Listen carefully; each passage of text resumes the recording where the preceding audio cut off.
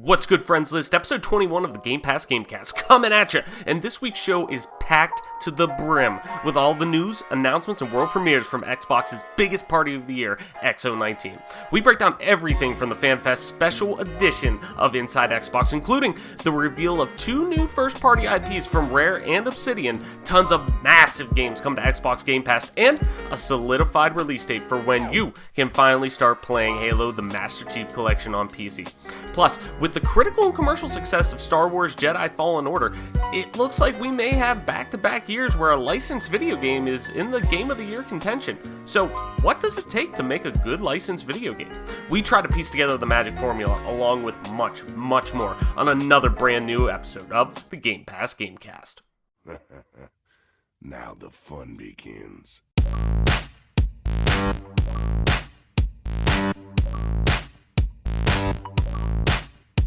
Richard. Stop! You violated the law.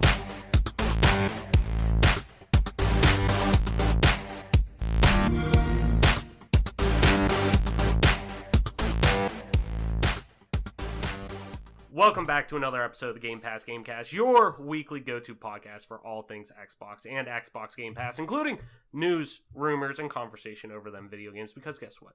They are very cool. I'm your host, as always, Travis White, aka Travis, on most internet platforms. New episodes of the show drop each and every Friday morning on YouTube, Apple Podcasts, Google Podcasts, Spotify, SoundCloud, wherever you get a podcast, all major ones, they're on there. If not, let me know. So be sure to subscribe to us whenever you get those and follow us on Twitter at GPGC Podcast to stay up to date with everything regarding the show and video games alike.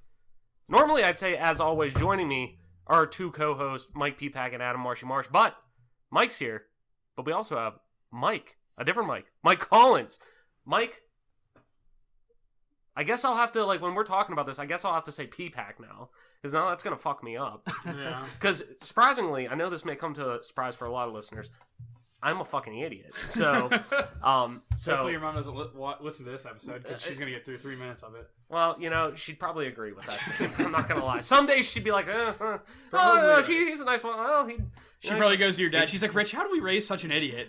My dad's just like, well.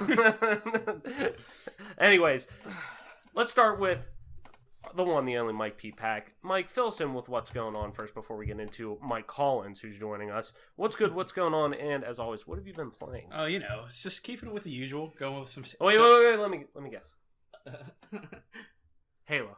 Yes, Okay, but a different right. iteration. I've been playing a lot of Reach on PC. Yeah, so I'm talk to getting me. that Talk to insider. me about that Insider program. You got into the PC build like I did Sure. last week. Give me your impressions on it, because as you guys know, I love Halo, but I'm also not very sweaty with the game. So, Mike, you tell us. You know more of the ins and outs with it. Spin me the truth. And what differences have you found between the PC and console version in terms of performance outside of, cap 60 and stuff like that? Sure. Yeah, I mean, the biggest difference, like you already covered it, is just it being capped at 60 frames per second. Game feels a lot more fluid and feels a lot better than the Xbox 360 version did in that regard. Mm-hmm. The biggest thing I found was the ability that they were able to create a game where if you have a mouse and keyboard plugged in and a controller plugged in, like people said on older games you could get aim assist with a mouse and keyboard because it would detect your controller. Well, that's not the case with Halo Reach. I tried it on stream the other day, and I tried to move my stick with my left hand to like have movement with my left hand and play with my mouse on the right hand, and like it just cuts each other off. So I thought that was pretty cool that they were able to embrace that technology. Yeah. But overall, I thought the game played pretty well. I had my field of view on 90. I know Summit and the Twitch Rivals spread his out to 120, and it kind of makes you feel like you're looking through the backwards lens of a Telescope. binoculars. Binoculars. You know, like you turn it around and it's like everything looks really far away. The thing you put your eye through. Yeah, but it did just seem to run a little bit more smooth on the 120 field of view than the 90. But I saw a video of a guy that was playing Reach, and he was switching actively between the mouse and keyboard and the controller, like as he was playing. Yeah. Anytime he'd get the sniper rifle, he'd pull out his mouse and keyboard, and he was just popping off headshots left and right. It was crazy. Yeah, I saw that. See, I'm so used to whenever I have a sniper in Halo, double tapping Y to like come in and out, like, so I'm going from mouse and keyboard to play, like going from that to mouse and keyboard. I'm like, like trying to figure out, but then I'm like, oh yeah, I could just click in a hole. Like, it's just switching those minimal like motor skills that you have, like tendencies between game to game. But... I mean, like at this point, I've been playing Halo for 18 years. Yeah. So when I picked up the mouse and keyboard, I would get close to people and I'm like, what button is melee? Like, to me, it's just like you just hit the button on the controller. That's another thing. Whereas, I changed my bindings to put grenade and melee on my like two side mouse buttons. Yeah. Because I was like, I'm just so used to having them on bumpers or whatever. And then I noticed like with my side mouse buttons, having grenade there is great. Having melee is not, because weird. like I'm trying to aim, so I moved melee to a different button. Yeah. And then switching weapons is just it's so weird that I have actually just plugged my Xbox One controller into my PC and just pretty much played exclusively with my controller, because the shooting with the DMR is a lot easier with the controller. Oh yeah. And when I pick up the sniper with the mouse and keyboard, I haven't messed with the sensitivity enough, but I get a lot too swipey, and I won't hit as much. Like, I would just rather play with the controller, which I'm sure there's going to be a lot of pro like Halo players that do that. Yeah. But as we saw on Twitch Rivals, there were some of the streamers that elected to play with mouse and keyboard, and they enjoyed that thoroughly also. So I just think it's the best of both worlds. It's a pretty decent game. Launching capped 60 is kind of a bummer. I think everyone in the Halo community is kind of bummed out about that, but as long as the game works. Because, I mean, that's a big point of playing on PC. Yeah. Like 99% of the time you're getting uncapped frame rates. People wanted 144 or 240 with their 240 or 144 hertz monitor, but it is what it is. As long as the game works, I'll be happy. Yeah. So. Anything else? Playing anything else? Just mostly that? Yeah, mostly that. Yeah. Nothing I feel crazy. you. Yeah. Still play some poker, but not crazy. 10 years straight, same game. Yeah. I don't know how you do it. It's been 84 years. Mike. The one, the only Mike Collins. We've talked about Mike a lot. It's usually like once an episode Mike gets brought up, Mike because Collins gets brought up. he's our diehard. He's been episode 1 through and through, always giving feedback. So had to bring him up for an episode. He's probably the most logical choice for our first ever guest on the show. But I work for free. Yeah, exactly. We give him some water, kind of like put it in the dog bowl down there, So Mike, tell us a little bit about you, background, how we became friends. Because I mean, you and P-Pack have been friends for a long time, and I kind of met him through you guys through Halo 2, like real briefly. Yeah. And then you were an IGC member for about a week. Then we kicked your ass. Yeah, exactly, because I didn't play as much. Yeah. But then you and I became friends.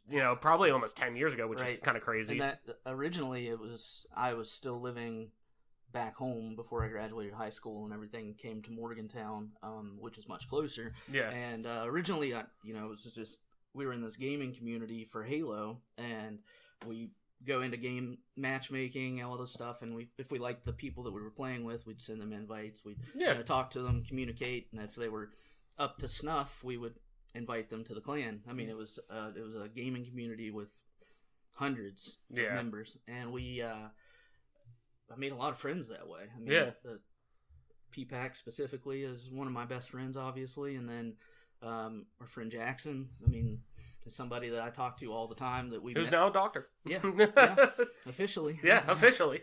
Yeah. He's now Dr. Prodigy for real. Yeah. Not a poser anymore. And I mean, it all came from Halo. Originally, it was Halo 2. I started with Halo 2. Mm-hmm. I didn't play Halo 1 very much at all because I didn't have an Xbox originally. Yeah. But one evening I was at my cousin's house, and we decided our neighbor was playing the game, and we decided to go over and introduce ourselves because we'd known him forever, obviously. But we went over there and he was playing Halo. We hopped on split screen and played for probably 4 or 5 hours right there, and then every night from there, after I got an Xbox, it was a grind. Yeah. A grind. 4 hours a day after school, sunlight to sundown. Yeah. On the weekends, it was... I mean, that was one of those games that just had legs forever, and it's still... I mean, hell, people today look at Master Chief Collection. There was a one for it, and now, obviously, Microsoft realizing, like, hey, we had something here before. It didn't work at launch. Now we're putting more emphasis. We see people want a more traditional Halo experience.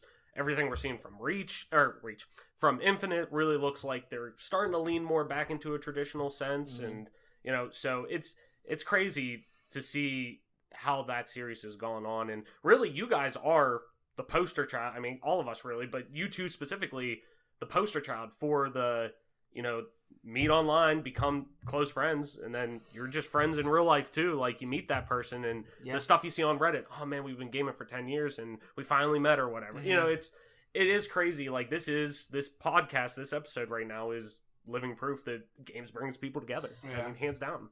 Yeah, it's pretty incredible, but I mean, it all comes down to common interest at the end of the day. So hell yeah, man, loved Halo, so yeah, it made sense. I mean, I was a few years older than PPAC, and you guys, so PPAC in the beginning was a little tough to deal with.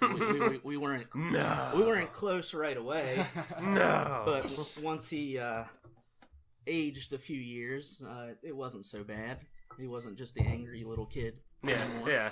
He grew up a little bit. And Timmy. Yeah. Yimit. Yeah. Still out there. Yeah. Playing Call of Duty. Has a kid now. Or no, he's at least married for sure. Okay. But yeah, I still keep up with him on Twitter. But I still think of him as being like 13 years old. Yeah. It's crazy. Yeah. That's crazy to think about too. Like that this shit has been going on since 2007-ish, something like that. I mean, like me and Mike have known each other since I was in 8th grade. Yeah. So it's been a long time since Halo 2, obviously, and then went to an event in Reach together, which is like the first time we met in person. Yeah. And from there, you know, like just pretty much best friends ever since. But I actually went to an event in June with another friend, SWAT Fanatic, who I met through Halo 3 in 2009. Yeah. And the first time we ever met was at Dallas. So like it's just crazy that there's been 2 people, well, Jackson also. I mean, there's been 3 people that I met online that I've become really close with out of the game because like Mike said though, it's a lot easier because he's into sports, I'm into sports. There's a lot of things that we have common ground on, not just gaming, but gaming helped bring us together. Gaming was one of those big staples in the Venn diagram of everything that the overlap was there to begin with. We certainly don't agree on a lot of things. Yeah, we definitely don't. But that is the one thing. It's all about gaming. I mean, opposites do attract, you know? Yeah. So same thing with my girlfriend. Yeah. Yeah. I mean, me and Mike will casually. I usually try to keep my emotions out of it, but it's hard, and we argue most about NFL football. So, but every Sunday's I like to poke the bear. Yeah, he plays devil's advocate so much. I love when I see it online, and I know he's playing devil's advocate, but I still get so mad. It doesn't matter. I love whenever I see that pop up, like, or I'll get the text from you and just be like, get on Twitter, because I know it's coming. So. Outside of that, let's talk in the present. What have you been playing now? Like, what's the carousel games look like in 2019 for Mike Collins? I mean, recently I've been thumbing through a few different things. Because you and I will kind of talk. You'll hit me up with what's your thoughts so far, and a lot of things. Because you kind of keep up more with, I guess, new releases and things like that, more current topics. I mean, the competitive side of me's kind of died off. I don't play Halo at all anymore. Recently, it's been I played through Borderlands, Outer Worlds. What else? Red Dead. We're playing Red Dead online. Shay and I do. Occasionally GTA Online, but what do you like better, GTA or Red Dead? In terms of online, well, really both. Single player and online, I guess. GTA Online is a much more finished product at this point. There's a lot more to do. Is Red Dead still in beta? No. Is it a full release now? Yeah, it's I mean, I knew it'd been. The beta came out a year ago now. At this point, but there's not a lot to do in it. Sometimes you kind of get into the pattern of doing the same thing over and over and over again. Oh yeah. Which, if it wasn't an old Western game with guns and horses and all that stuff, which is awesome, right? Yeah. I probably wouldn't play it as much as I do, but it's one thing for Shay and I to play together, and we've got a friend in Ireland that we play with at least once or twice a week, and it's a good friend building exercise and get to spend time with people, and it's pretty relaxed. It's easy to do, and GTA Online is filled with griefers and just people that just want to fuck your day up. I mean, we talk about it consistently on the show. Just last week, I think it was, we mentioned about GTA sales again. It's in the top 5 every single month. It's in the top 5 sales. That it's the most successful, I think top grossing, I think was what it was, and they termed it as most successful entertainment franchise or property, like just for GTA 5 alone. Like the entry point for GTA is pretty simple, and it's based around the single player story first and foremost, which which parodies life at the end, like modern time life. And any Rockstar game has a tremendous story. So if you get into that, you enjoy it, you're going to burn 40, 50 hours trying to beat it all. I mean, when Red Dead came out, we played every night for Oh my god, hours until we beat it.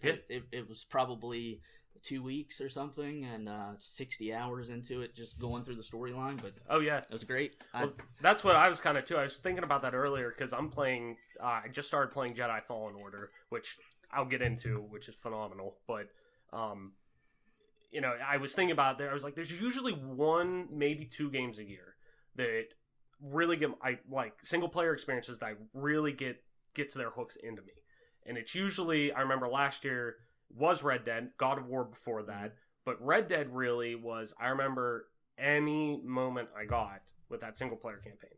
I was spending any free time, I was finding time to get the little, like, I have 20-minute chunks, like a 20-minute chunk, I'm going to turn my PS4, just do one quick mission. Like, and it added up, I think my my playthrough on it was maybe 50 hours.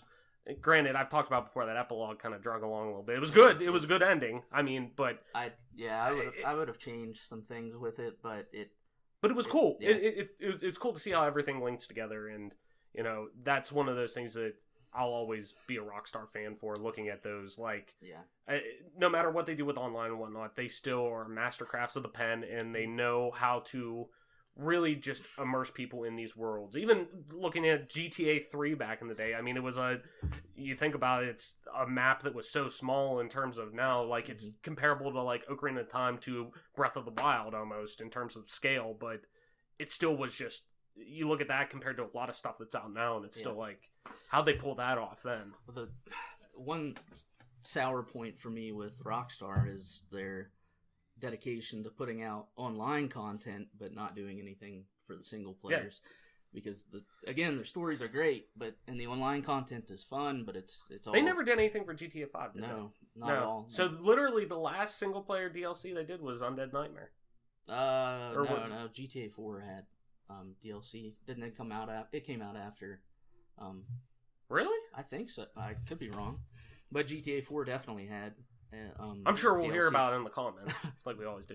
Ballad of Gay Tony and GTA 4 definitely had a ton of DLC content that had some legs on it for real, but it was out in GTA 4 was released in 2008. Oh, okay, 2008. Red Dead Redemption was 2010. Okay, so I was off on my time. But I'm thinking like DLC time. I mean, hell, there's games that Red Dead 1 was released in 2010.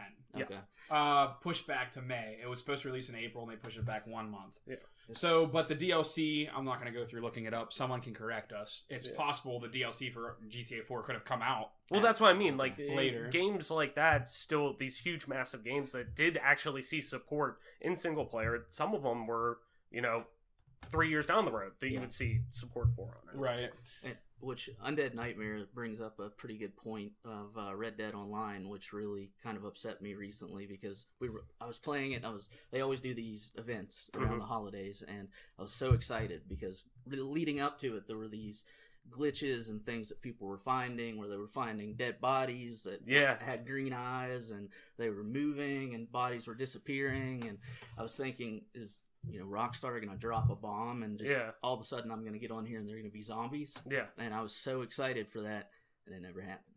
Yeah. So every day I was signing on, I was telling Shay, I was like, zombies are coming, and it just never happened because I was on the Reddit every day looking at it, and these pictures keep coming up and nothing. Yeah, it's a shame too because I feel like the Red Dead Redemption, the first one with the Undead Nightmare, it was such a dynamite addition to the game. It added so much depth, and obviously you wanted to beat Red Dead first before playing that. Yeah. So you get through this amazing experience because Red Dead Redemption, the first one, was just incredible all the way through.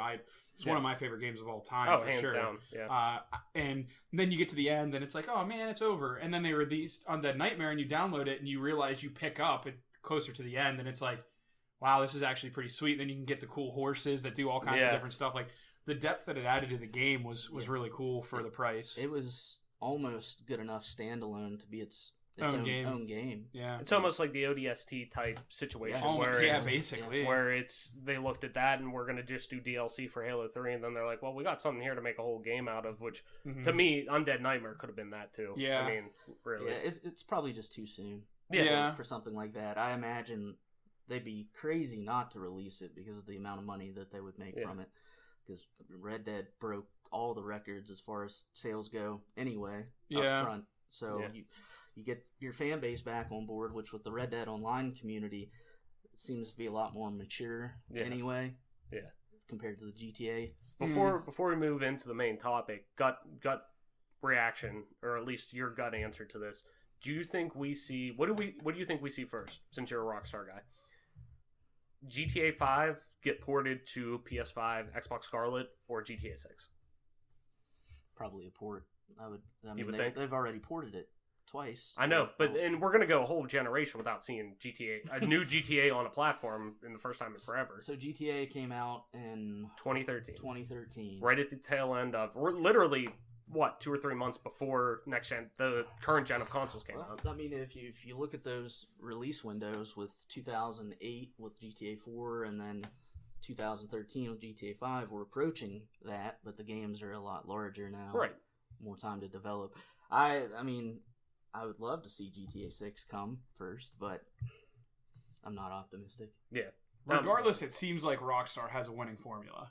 Oh yeah. With their games. Yeah. I mean, dating back. I mean, they've made some strong games. They've made a stinker here and there. I don't know if you'd consider Bully a stinker. Oh, I love Bully. But some people didn't like it. No, it wasn't so... it didn't have the commercial success or the namesake that Yeah. GTA or Red Dead has. Manhunt was Manhunt Rockstar? was, Yeah. and that was, I think, at one point rated AO, and they changed it. Yeah. I think. I mean, that game was pretty fucked up. Yeah.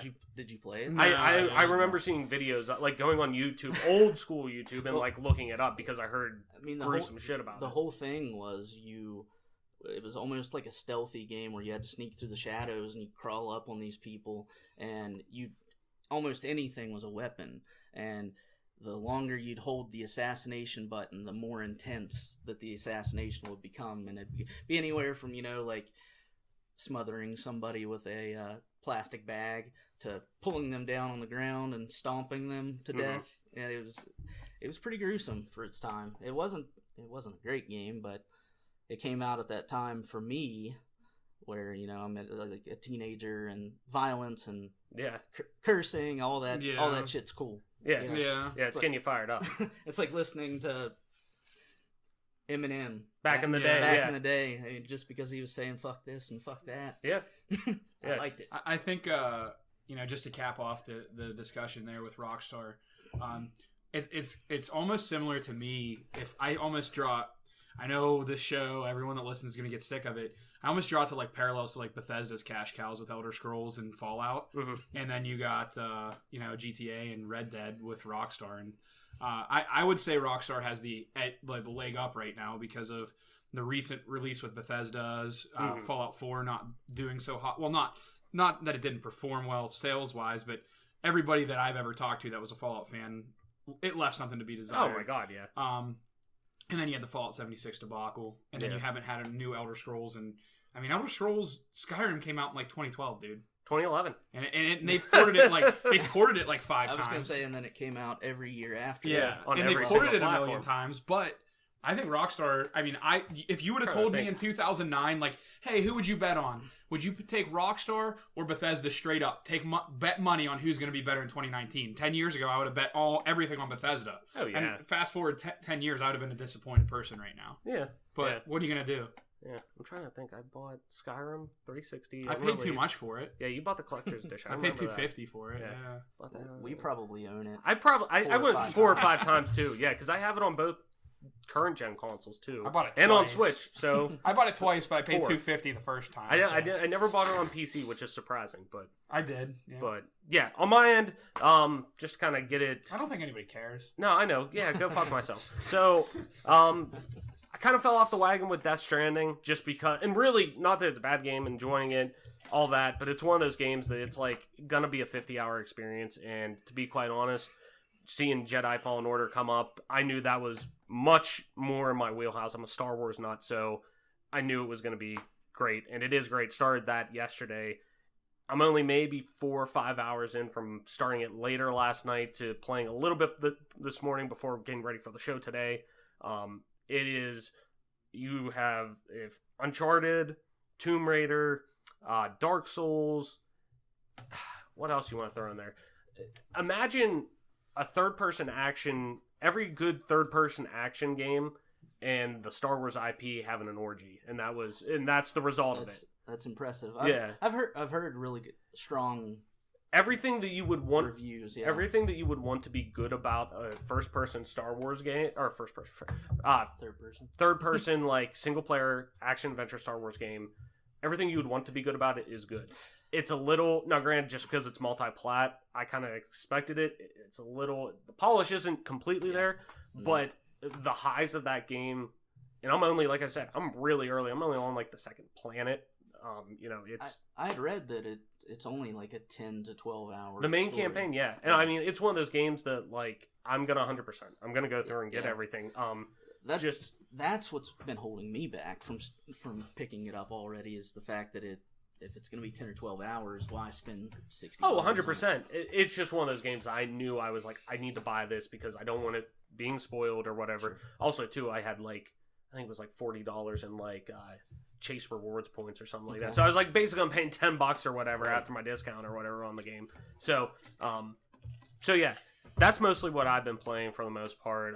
But yeah, before we get into the main topic, let's do a little housekeeping. It's our free game giveaway. Do you like free games? Stupid question. Of course you do. So let's help with that. We're giving away a brand new free game of your choice on any console to one lucky listener, which could be Death Stranding, could be Star Wars Jedi Fallen Order. I don't give a shit. Whatever you want. Which, by the way, what's the top selling game on Steam right now? Above Jedi Fallen Order. Master Chief Collection. The pre-order. Yeah. Wow. Yeah. I was going to say, I was like, fuck, what is it? And I was like, oh yeah, that didn't release. So, which we'll touch on that coming up in our news. Later. Yeah. Anyways, all you have to do to enter is the following. Follow us on Twitter at GPGC Podcast. Retweet the pinned tweet on our profile and make sure you're listening to the show to see if you've won. That's it. Once we hit our follower goal, we will pull a winner and get someone squared away with a free game. So head on over to at GPGC Podcast today and enter. So this one, we got a lot of news because X019, the big Xbox fanfare, if you want to call it, over in London happened a couple days ago. We're recording on the Sunday, so we're recording 2 or 3 days after that happened. But we got a lot of news coming out of that, so I'm going to just kind of run through some quick bullet points on it. Being so, mostly the Inside Xbox show, which is, if I'm sure you're listening to this podcast, you know all about Inside Xbox because it's a fucking Xbox podcast. So, their, Nintendo Direct, State of Play, their digital-only show. But yeah, let me get into it. This comes via Xbox Wire from Will Tuttle over on Xbox's main page. X019 kicked off with the biggest episode of Inside Xbox ever, celebrating all things Xbox with an incredible slate of news, brand new game reveals from Xbox Game Studio, and 4 more world premiere titles from developers around the world. Inside Xbox was also home to big news from Xbox Game Pass with 21 titles from developers in the ID at Xbox program coming day one with Xbox Game Pass and Project X Cloud, as well as revealing great new Black Friday deals for the holiday season. So, the bigger announcements, I'll kind of go through. Kind of wanted to just pick the ones that kind of stood out the most, and even one that I had penned for Adam, but obviously he's not here this week. Bitch. I know, what the fuck? How dare he do something with his family? Unbelievable. So, anyways, getting into it, the 2 big ones I would say, Obsidian and Rare showing off world premieres for their new IP, Grounded and then Everwild, respectively, at least. So, during the show, Obsidian, the developer behind the Outer Worlds, the big smash hit this fall season, Obsidian debuted a trailer introducing Grounded, a new first-person co-op survival game coming spring 2020 to Xbox One digitally through the Xbox Game Preview program and with Xbox Game Pass, Microsoft Store, and Steam. In Grounded, players are shrunk to the size of an ant and tasked with surviving in the unique microworld of a suburban backyard. Players must gather, craft, and build bases with everyday objects found in the yard, searching for free life-saving resources, and living alongside giant peaceful insects while fighting to survive massive hostile inhabitants. It's mostly like, from what I'm getting, imagine Honey, I Shrunk the Kids and adding it like a Rust element to it almost. Ants? Yeah, literally ants. Vic Moranis. On top of that, Rare too announced a new project, Everwild. Executive producer Luis O'Connor appeared on Inside Xbox and shared a glimpse of Everwild, the new IP from Rare. She says the team is passionate about creating something special, and the first reveal is just a taste of the magical, natural world the team at Rare are looking to bring. Moving into Project xCloud, they announced more than 50 new titles from over 25 of their valued partners will be joining Project xCloud's public preview, which I did get a beta access to. We talked about that a couple weeks on the previous episode. I just didn't have a chance to check it out yet. I do want to get in there. But titles include Madden 20, Devil May Cry 5, and Tekken 7, which are some pretty big games to add to there. In 2020, they're going to be bringing Project xCloud to Windows 10 PCs, and they're collaborating with a broad set of partners to make the gaming streaming service available on other devices as well. Right now, I believe it's only available on Google and Android devices, I believe, but I think specifically Google devices. I'll have to double check that, though. Don't you tell me I'm a fucking idiot in the comments. It's fine. Most people do. They also, too, mentioned that they're going to have Bluetooth controller support outside of just the Xbox One controllers, and they straight up mentioned DualShock 4, which was pretty wild. I was like, 10 years ago, you wouldn't hear that happen. Even now, I mean, PlayStation probably wouldn't say Xbox One. They wouldn't say the Xbox One controller or anything like that. So, along with Razer peripherals as well. And then moreover, in 2020, they're expanding Project xCloud's preview to new markets and will enable Xbox games that they already own, people already own and purchase to play, basically almost like remote play for PS4 at that point. And they will also add streaming to Xbox Game Pass as well. So, on top of that, tons and tons and tons of new Xbox Game Pass games were announced. Big ones that were dropping day and date when the show went off that are available today. The big one was Rage 2, in my opinion, that came out. Brand new game that just came out in May that got decent reviews. It was what people, I think, expected for the most part with a Rage 2 game. I didn't like it. You didn't like it? No. We rented it so I could just try it out for a few days, but I got burnt out on it after about, 2 days maybe? Yeah. I gave it a couple tries, but it was bland. Yeah, that was on my Black Friday list of like, if I see it for $15 or whatever, maybe I'll pick it up, but now it's on Game Pass. I'm obviously not going to fucking buy it, but... but the big one that's coming out, at least right off the bat in the near future, The Witcher 3. I noticed that was being added in December. That's a huge critically acclaimed game, possibly the game of the generation to a lot of people. Not you. Not me. I literally have tried to play that game like 6 different times, and I just can't stick with it. It should check every box that I should want in a game, but it doesn't for some reason. Also, too, day and date already out, Age of Empires 2 Definitive Edition. That was one of those things on top that I wanted to talk to Adam about. Also, too, that they did finally show gameplay reveal of AoE 4.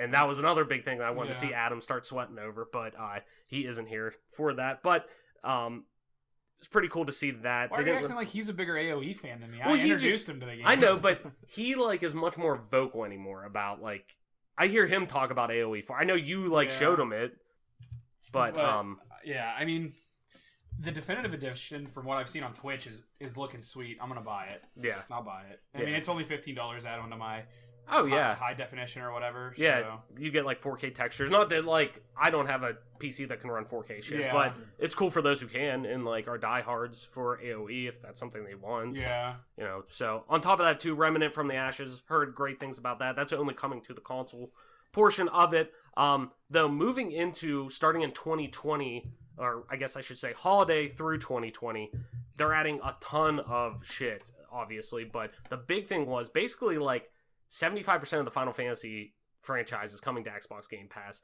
7, 8 remastered, 9, 10 and 10-2 remastered, 12, all the 13 games, and 15 as well. And they said, too, they're going to bring 14 over, the MMO one. Eventually, they're in talks with it. Phil Spencer did go on record saying, I'm trying to figure it out, but we'll make sure it's there eventually. So, on top of that, the other big one that is coming is the Yakuza franchise, which was always been on PlayStation for the most part. That's finally coming to Xbox with Yakuza 0, Kiwami, and Kiwami 2. So, big stuff for people who are big fans of the Yakuza franchise, who are wanting people who only have Xbox to play. All that stuff. Moving on. Halo Reach. Finally got a release date, December 12th. Mike, what do you think about it? I guess I should say 3rd. It is. It's December. 3rd. Check your privilege. That's why we're not doing this live, so then I could stop. Halo Reach coming to MCC on December 3rd. P-Pack. Is that good enough for you? You wanted it sooner? I mean, it's going to be cool. I think it's going to bring a lot of players. I mean, obviously, it's doing really well on Steam. We kind of prefaced it in the ad read where we're talking about, it's selling at number 1 on Steam right now, and it's not out for another couple of weeks, so that's awesome. Right. I think it's going to bring a lot of player base. From what I've played on the Insider, it's been really enjoyable. It's great for the Halo franchise and growth. I think they're trying to do the right things building up to Infinite to try to gain the trust back from the fan base. Yeah. Try to build that fan base back up because right now it's pretty much in the ashes. So yeah, I mean, I'm excited for it. Being capped or locked at 60 frames per second, that's kind of rough, but it is what it is. I'm excited to play a little bit of a different game. You can only play Halo 3 online for so long before it feels like you're getting hit in the head with a sledgehammer. Yeah. So 10 years is enough. well, I mean, like, to be fair, we did kind of break it up a big time. And when you first start playing it again, after not playing it for a few years, Well, it's hard. It's one of the more difficult games to play, in my opinion, as far as the aiming and just adjustments to everything, because almost every other game feels like it's hit scan. Yeah, So- I mean, it's the only projectile game. So getting back to hit scan for competitive for me, I noticed when I was shooting at people, even while I was streaming, I noticed really good shot registration. A few blood shots here and there, but that's normal. Like that always happened with Halo Reach. It's happened with every Halo. Let's just be clear. But I feel like the hit scan, I think a lot of people are going to be happy getting back to hit scan competitive gaming. The projectile does offer on LAN, it's like the purest experience ever because it takes a lot of skill for you to genuinely just move your sticks to where it needs to be. Right. But with hit scan, you just place it where it is and just keep pulling the trigger as fast as you can. So yeah, it's really exciting. I was just bringing up a Halo memory for them Oh yeah. because they were talking about like LAN parties. And Yeah, Yeah, that happened. yeah, we were in some type of way that weekend. Yeah. I just came home and they had been playing Xbox side by side, sat in my living room. Nice. The beer pong table. Just looking like I first looked when you guys first Yeah. got here, just like a Sweaty. bewildered like, animal. Meerkat looked over their shoulder like, you just left. And I'm like, no, I've been at work for like 8 hours. So that's fine. And we were like, whoops, that happened. That's like, that harkens back to the Halo 2 days, man. Like you said, Yep. like Mike said, man, I would put in 12-hour days on Halo 2 and it would be like, what time is it? Like you'd look, because I didn't have a cell phone at that point in time. Right. So it wasn't like I was constantly checking. Yeah. So it's like my mom would come back and be like, hey, it's dinner time. Okay, I'll be out in a minute. Go out, scarf down dinner, run back, keep playing. Right. And then it's like my dad's waking up to go to work the next morning and he opens the door and he's like, what the fuck are you doing? And I'm like, oops. Whoops. And it's like all of that kind of transitioned into my first year of college too, and I had a roommate who probably hated me because I was up all night, almost every night, playing Halo 3, Halo 2, even in the beginning of my college career, and I'd have the TV on. It was back before I was into the big competitive scene, so I didn't have a good headset or anything like that. So I was literally listening through the speakers at 3 a.m. and my roommate's trying to sleep 10 feet next to me. Yeah. And that was even like we're talking 2011 when our quote unquote freshman year of college, like Pat he was in ROTC, so he'd be waking up at like 4:30 or something in the morning. I'd be up playing like, that was what, Modern Warfare 3. Yeah. They would be like you, me, Hatfield, Jesse. Just getting the lobby. And we'd be, that's whenever like memes were first starting to become like a normie thing then. So like we'd be all on meme generator, like making memes and sending links, like typing out in and then chat. We would just do text to chat the entire time and just have a robot talk shit to people. So it's like 2 a.m. and Pat's like getting ready to like get up to go to like be like a normal adult, like go and like be in the ROTC. And like he'd be like, oh man, did you like just stay up? And I'm like, I guess, yeah. Going to class in 2 hours now. Last thing on here that I did want to talk about, Xbox Game Studio and Don't Nod Entertainment behind the people behind Life is Strange, they unveiled a new project, Tell Me Why. So it's kind of a gripping, true-to-life narrative adventure, kind of like Life is Strange, both 1 and 2, but it's set in a small town, Alaska, and Tell Me Why it kind of places you at the heart of a mystery in an intimate, true-to-life story where twins Tyler and Allison Ronan use their extraordinary bond to unravel memories of a loving but troubled childhood. And it's actually interesting that one of the characters in it is trans, so that's a big thing behind pushing, inclusiveness and whatnot, which is cool, Which Life is Strange kind of pushed a narrative like that as well with the main characters, because there's definitely a romantic side to it, and it was a good game. Oh my god, yeah. I know you had mentioned you played. I started playing it. You started playing. Yeah, it. Yeah. It's Adam's a huge Life is Strange. Oh my fan. god, yeah. It's a good couch co-op game. Like Shay and I play it, and it's great. It's not very difficult to play, but your choices actually do it's have very a major telltale-y. impact. That's always been a good thing for my fiance and I.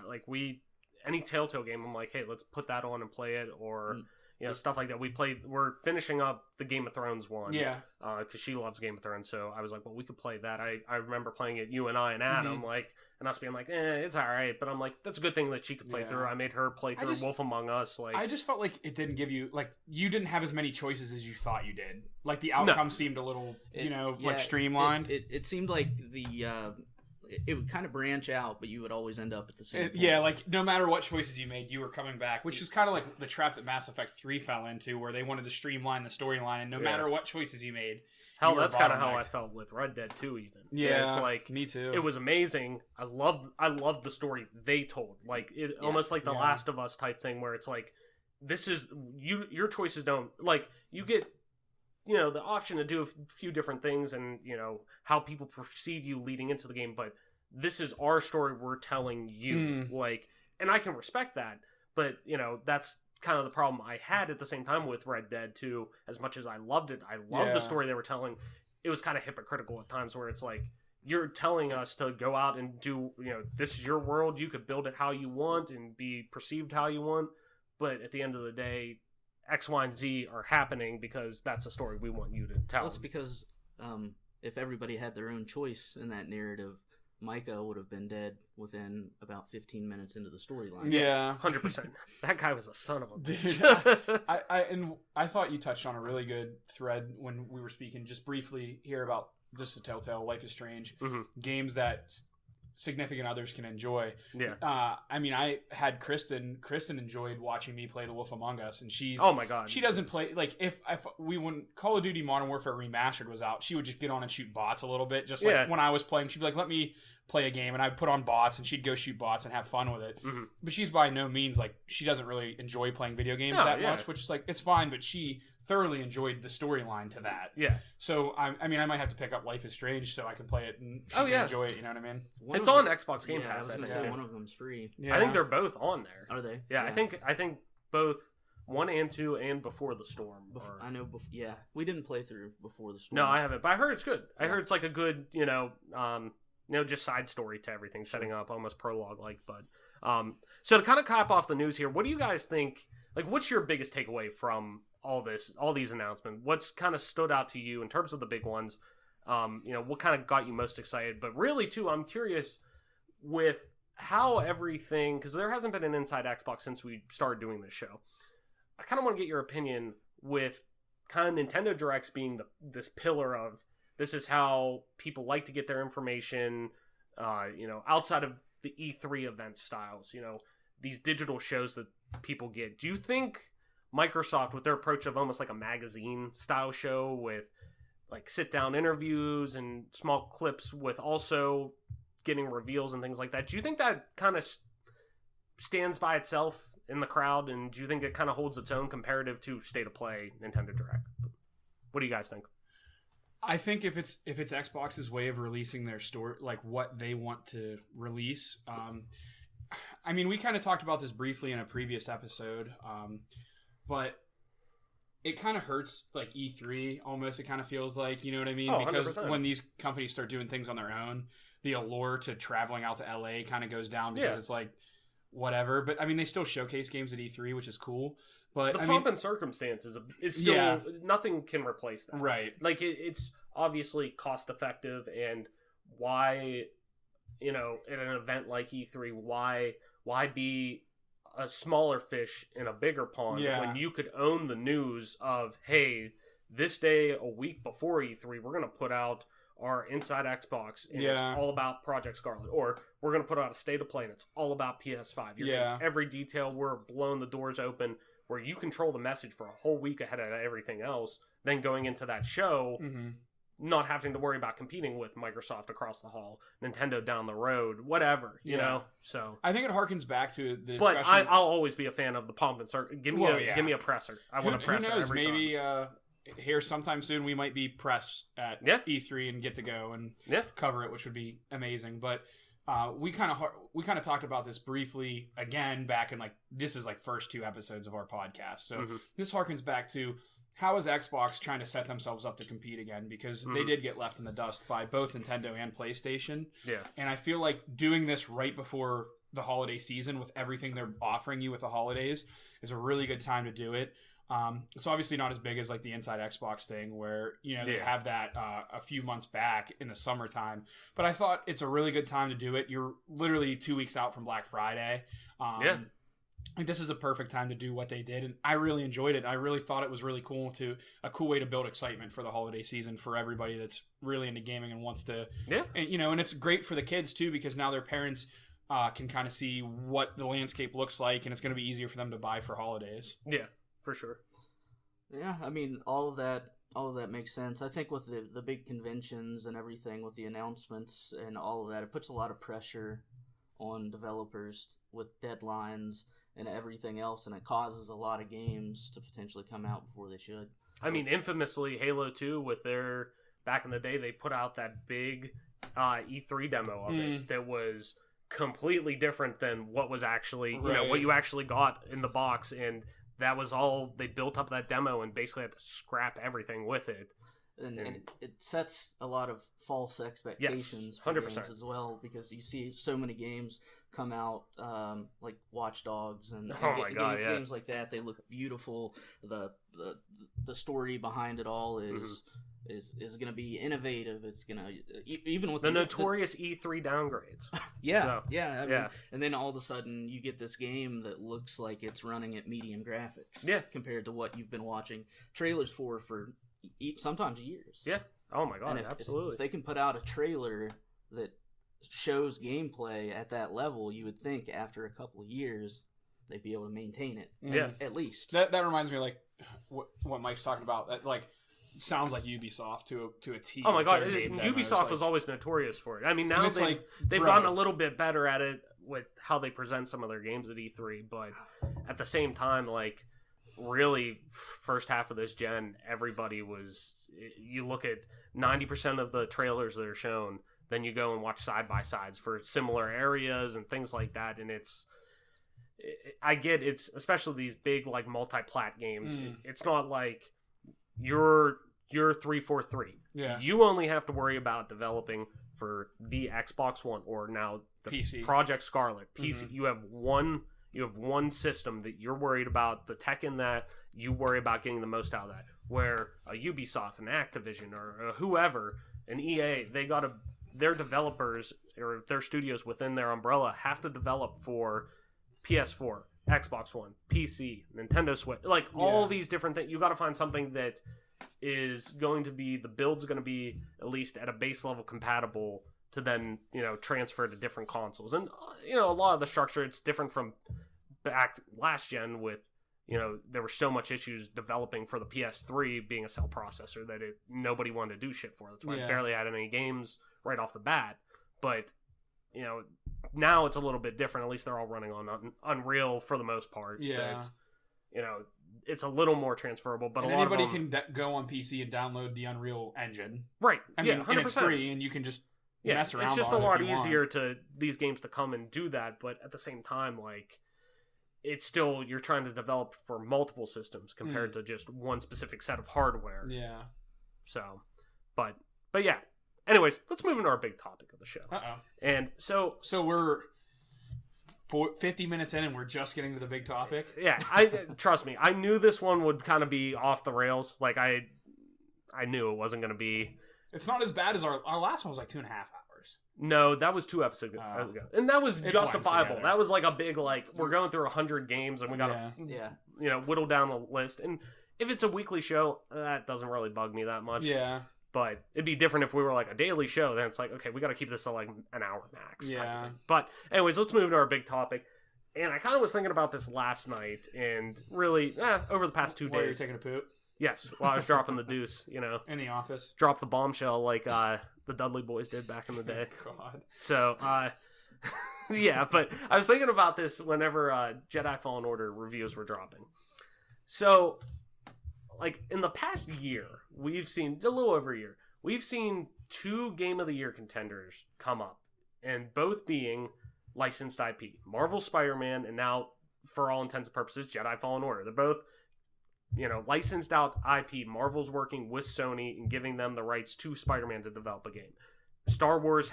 EA has Star Wars as license. They're making developing games about Star Wars. They have the rights to go and do that. And for the longest time, really past 2 decades or so, that we've seen a lot of licensed games pop up.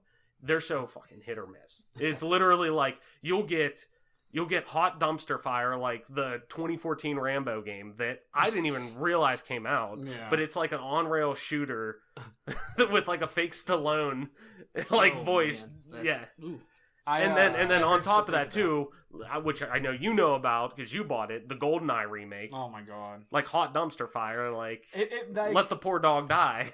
So I mean, as a gamer, you guys as my friends, as my best friends, know this, and Mike pokes fun at me for it. But like, I got 2 addictions, like crack addictions, right? Yeah. Halo and Counter-Strike. Like no matter what happens, I'll always fall back onto those That's the games. old crack pipe. And it's like it's literally like games like that have made me get away from buying good like licensed games, because it's just like, bro, if I'm gonna buy the $60 game, play it for 2 hours, be thoroughly disappointed, and then just go back to the old crack pipe, like what's the point of spending money on it when I'm just gonna go back always? No, absolutely. But then you like turn around and you'll get games like Batman Arkham, like the Arkham series, which even at their lowest is like well above a lot of piles of shit that we've seen. Kingdom Hearts is another one. Like that, there's a diehard fan base behind that, and it's licensed out Final Fantasy characters and Disney characters, specifically the Disney in terms of the licensing. And even too, you want to talk about The Witcher? That's based on a book that's still a licensed IP that they had to get rights to get that, and that's one of the most beloved series of all time. So my topic, I kind of want to figure out. What makes a good, like, what do you have to formulate to get a good licensed IP game? Like, what would it take to make a good game on an already established IP that you're getting, you know, I want to make an Iron Man game. Okay, Marvel gave me the rights to get Iron Man. What are the basis of it that's kind of, you could be plug and play? There's going to be specifics, obviously, like Star Wars. I want it's got to be a good Star Wars, you know, story or whatever. But, like, what generally do you have to do? Well, I think you need to stick true to the source material. First and foremost, it's fans of the series or the IP are going to play the game. Didn't you play a lot of that MMO that was Star Wars for a little bit? I did, yeah. And what, like, how did you feel about Republic that? Or something? Yeah, the Old Republic. It was a good game, but MMOs aren't really my flavor. None of us on this pod really like it. Yeah. So I do have an addictive personality with certain games like looter games and Diablo. Diablo is something that I keep diving back into. That's a game that I didn't mention. You want to talk about crack pipe? Diablo 3, we play it on console all the time. It's fun. It's addictive. We keep going. But as far as the licensed IPs go, like, stick true to the source material.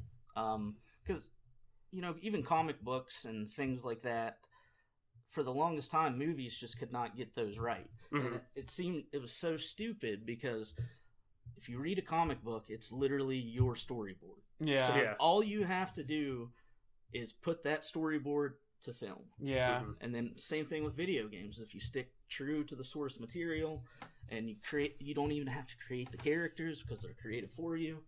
And then it's all about gameplay at that point. Just diving into a follow-up, because you basically opened this up.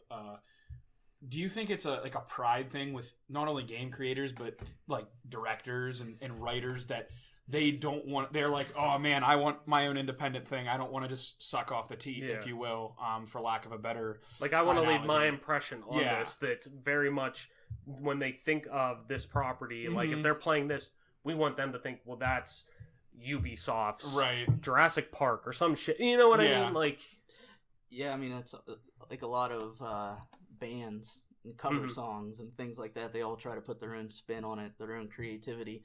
Whereas, sometimes the original song was fine the way it was. Yeah. Free Fallin', Tom Petty. Africa. and yeah, That actually popped in my head just as you said that. Yeah. That's hilarious. So yeah, and then I think just like kind of just building off of what because Mike set a pretty good baseline here. Something that comes to mind when he talks about video games, movies coming from comic books. All three of us are Christopher Nolan Batman oh fans. my god, yeah. And I felt like while he did his own spin on the series, I felt like he was pretty true and fair to what Yeah. Batman was and is. You know what I mean? He was able to take an IP that was already based so much in reality Mhm. of it is this guy running around in a bat suit, Right. but it was very much Batman at the basis was a detective. He was based in noir. It was because his parents were killed. He didn't have superpowers. He was just Right. fucking rich. He was Bill Gates, Yeah. which is you can achieve, quote unquote, in today's society. Like Yeah. you can become a millionaire, billionaire, whatever. Like he was able to just buy his powers, so like that fits into it where that's so adaptable that you can make something that's deep and thoughtful, not just in a comic book but also in a movie, because that's already being done in so Right. many lights that you could take that's easily transferable. Yeah, they did a great job with that, with the Arkham games, specifically with Mhm. Batman. But I feel like that's a point that they've missed with a lot of Batman in mainstream media is the detective side of things. Yeah, 100%. even speaking to like Christopher Nolan's movies, I Yeah. felt like he wasn't much of a detective. You, No. you never get the impression that he's the world's greatest detective, No. and that's literally Batman's tagline. Yeah. Shout out to Matt Reeves. It sounds like that's what's coming in the new Batman movie that he's Okay. doing. Seems it's going to be more noir based, The which one with Pattinson in it. yeah, which Twilight guy. give me Battinson, baby. I don't care. Inject just He's a good actor. He's just marred by Twilight. Which I really want to see Lighthouse. Like I really want to see that one with him and Willem Dafoe. Yeah. Which side note, I saw that randomly this popped up. It popped up on YouTube suggested videos that Willem Dafoe was on. He was on Conan O'Brien at some point, and Conan O'Brien found a video of him from like the 70s, and when he was in like Juilliard acting school or whatever. Yeah. He was saying his name, and he was like, Willem Dafoe was like, Willem Dafoe. and Willem Dafoe was just like, yeah, I couldn't make up my mind how I wanted to say my name. I said it wrong. He was like, it's Willem Dafoe, but he was like, it's one of those things you just gotta ride and die with it at this point. Wow. So- Well, that's funny because every time I get on my fire stick, Willem Dafoe. every time I get on my fire stick, I pass Boondock Saints, and his fucking mug's just in Yeah. the background of it, just grinning, and it's like, okay. You want to talk about two people, him and now look at Norman Reedus. Yeah. Like from going from Boondock Saints to literally like you don't hear about that motherfucker Yeah. for years. Then Walking Dead, American and now Psycho. Yeah, William yeah. Dafoe was in American Yeah. Psycho back in the year 2000. it's when like that two came out. guys, that really like even post Spider-Man, like Willem Dafoe wasn't super in the limelight, and then recently in like the 2010s he started kind of Yeah, picking coming more back. steam up again. What about your boy, Brendan Fraser? Your best buddy. Why are you saying Brendan Fraser is my boy? He's just a fucking goon. You love him. I just love remember- that picture of him where he's like, I do remember vividly as a kid, every TV or every movie trailer that would come on TV had that dude in it. And I'm like, what the? Like, I think how the can last- he be George of the Jungle and this other? Like, what is the happening? last straw was that Looney Tunes live action movie. I think Yeah. when finally society was like, all right, no, It's enough Brendan Fraser. yeah, we gotta cut off the mummy. But going back to Norman Reedus, he did a pretty good service to men that are not exactly attractive. Yeah, Yeah. Shout out to him. Put us Women ugly love dudes on him, the map. man. Women love that man. Yeah.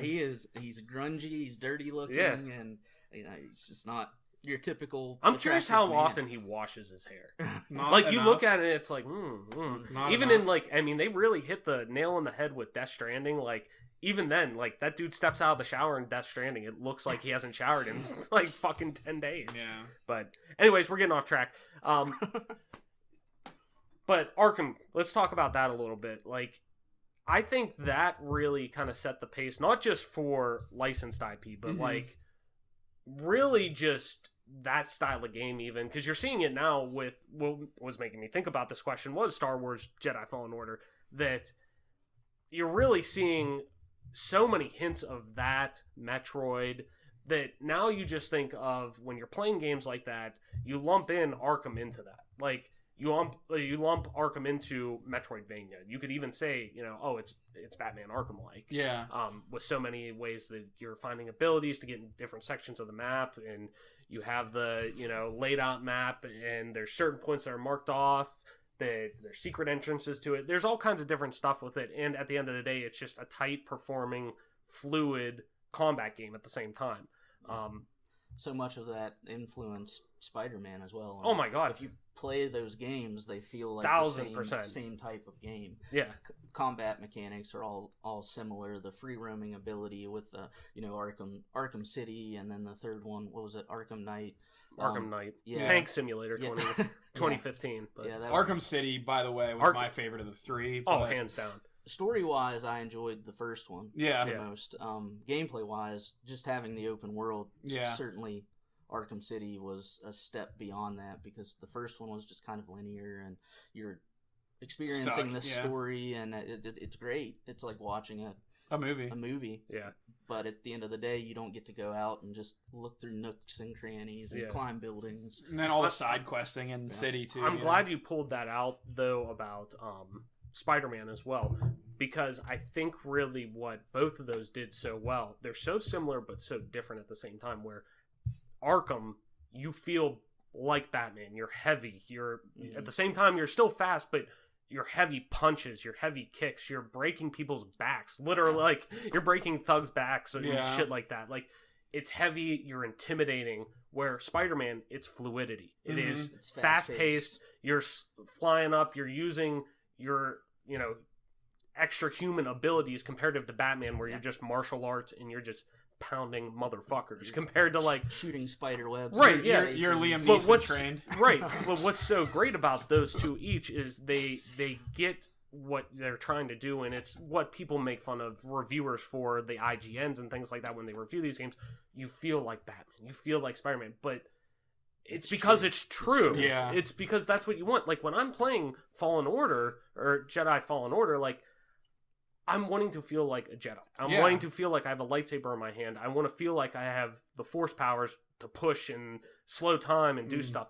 And it all feels like that. The lightsaber feels fluid, but it feels heavy at the same time. Like, when I'm hitting that, I'm feeling that oomph whenever I'm slicing through somebody. Like, and I think that's just so important whenever you're doing this stuff, because if you don't, you're just...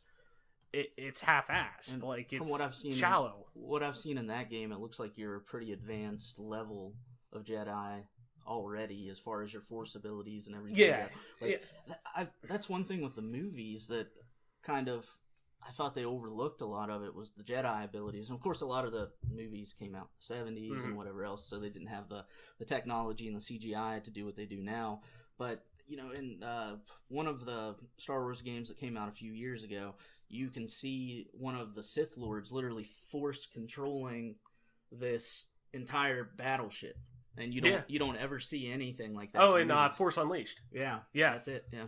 Like, that's one of those things that, like, I thought because when Force Unleashed came out, I think we were, like, early teens or something like that. Like, we were young, quote unquote. But, like, I'm not the right guy to... no, but I'm saying, like, Ask that. where I'm getting at is, like, it was one of those things that, like, did that actually happen? Or, like, did I imagine that? Or did that actually happen? Like, your memory, you think that... Yeah, I'm like, was I 'cause just you being a do dumb fabricate kid? things. Yeah.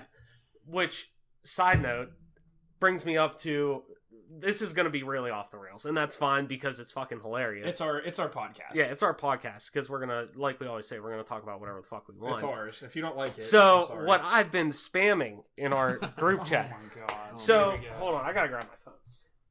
So, speaking of things that, like, you think you fabricated as a kid, alright? You did. I thought I fabricated. I was like, did I really? Alright, so, Mike, let me set the stage for you. P-Pack and I, we're like, what, the ripe age of like 7, 8 maybe, alright? We're like early elementary school, okay? Yeah. We had a music teacher with this just lovely woman, Mrs. Long, and I'm air quotes because is she still alive?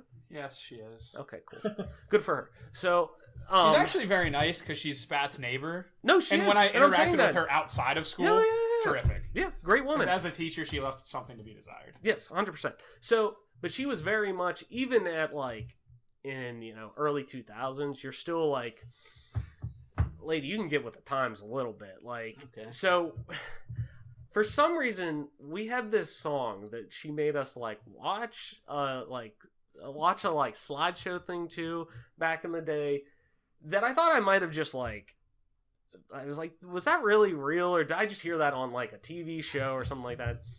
This woman, all right, she made us watch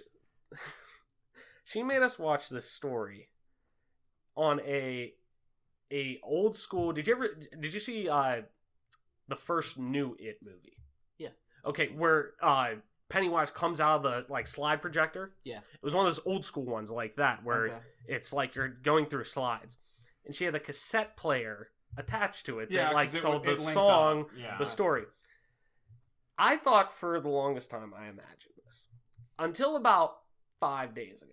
When it popped in my mind again, I'm like, would that really like, the power of the internet and YouTube, I just started typing in, sure as shit, first thing that pops up on there is that. I'm like, oh, I remembered the my song. God. Well, I remembered it like vividly, but I'm like, I think I tried looking it up at one point and like Yeah. it wasn't on there. And I'm like, I must have fucking imagined this as on a TV show. Yeah.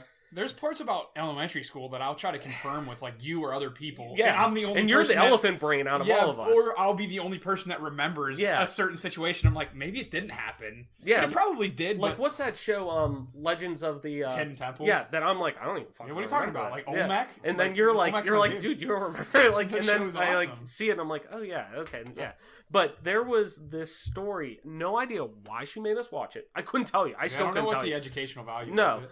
But it was like a song, a kid's song about Greek gods, and the one was called about this goat man named Pan, Mm. and there was a whole fucking song with it. So, and the little video too. So I'm gonna play it for you, and I'm not gonna lie, Pan's a little rapey. Nah, I think I've heard of this actually. So I'm showing Mike this now. This song's infectious. I'm not gonna lie. Oh, Just boy. wait till you get to this chorus.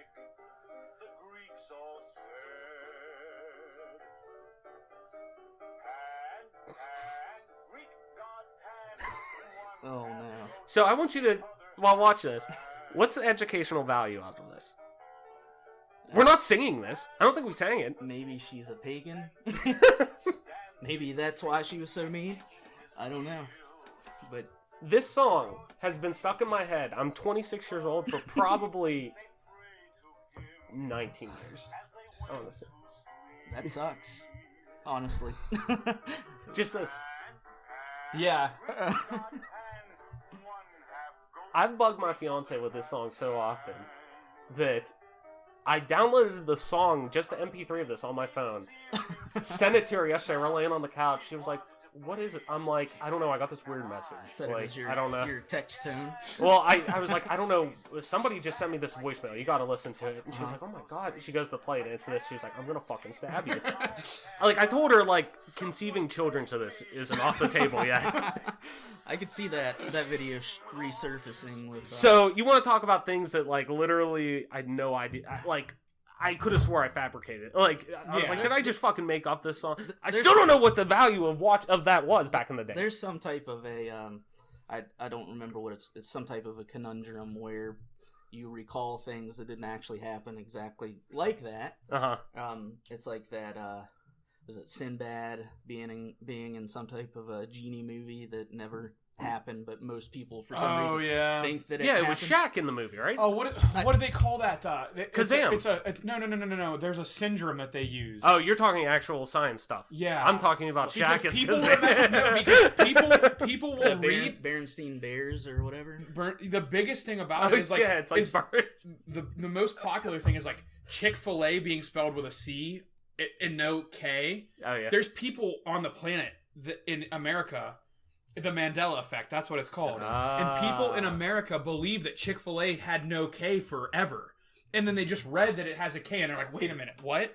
So people, I think like, I always spell it CIC. and it's something that I learned. CHIC. It's something that I learned in a psychology class where your mind will like change memories especially if it's a traumatic experience. Yeah. Your mind will alter memories to make it less traumatic or better for you.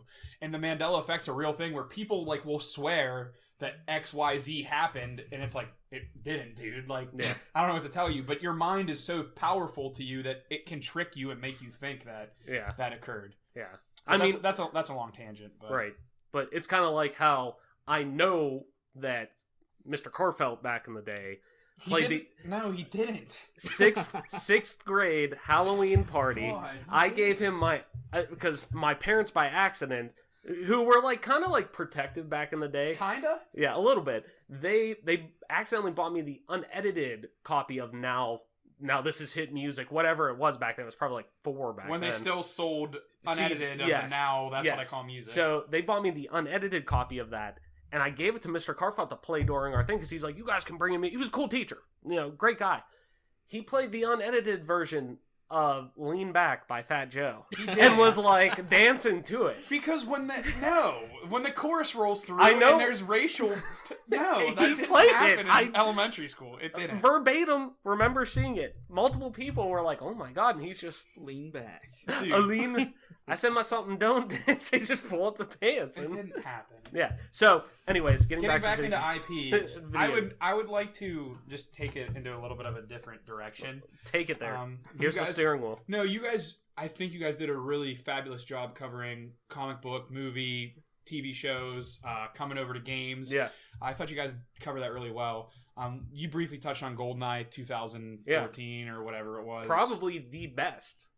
You would think. Bond movie? No, I'm saying the best like IP to video game. For N64, you're talking. Yes. Yeah. I mean, I would think game-wise, that's where now for its people time. just verbatim they look at that before Yeah. the movie. I I mean, mean, GoldenEye's great. The movie. I just but watched GoldenEye the other night. Pierce Brosnan fucking popping his head out of the tank With the Perry air cans. Yeah. Well, I literally just watched it because it's on Prime Video. Yeah. And you can watch the progression of the movie. Yep. In the game, you can remember the levels, and it's like a spinning, like boom, boom, Yeah. boom, and you just move through the movie. I just verbatim think like hard stop period that people associate when they hear GoldenEye, they associate the game before the movie. 100%. Absolutely. The Hands down. only additives were like after control. Every level after control is extra. So Aztec, those later levels are all just random thrown in there. They probably just wanted to have fun, but like Chopper's only on S.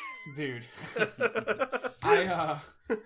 No odd job. When I think of IPs and things that you have to do the right thing, like that GoldenEye remake that they came out with is like everything that was wrong with going with an IP. Yeah. Halo 5, you consider that an IP.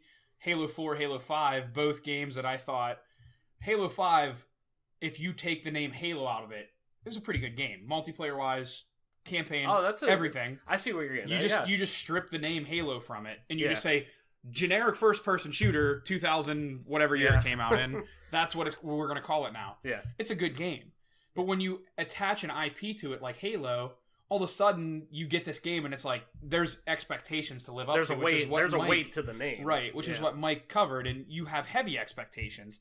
It's why Ninja Gaiden 3 gets thrashed so bad by the Ninja Gaiden community. We're used to these games from NES to Ninja Gaiden Black to Ninja Gaiden 2 being a certain way. Mm-hmm. Ninja Gaiden 3, they strip all the difficulty out of it, strip most of the combat out of it, and it's like QuickTime events. And it's like, that's not what we want. Yeah.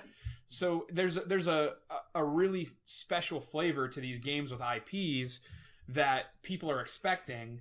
And then there's times where people flex their muscles with imagination and storytelling, and they hit a home run, and it's something different than what you expected from a game. And you're like, wow, this is a great new direction that you took this in. Going off that topic there, I texted you whenever you were asking me about topics, about what we wanted to talk about. One of the things that he had mentioned was Halo Infinite, and how what we would expect, like you and I would expect from that with the game going forward. What would we do to improve it or make it the best game possible?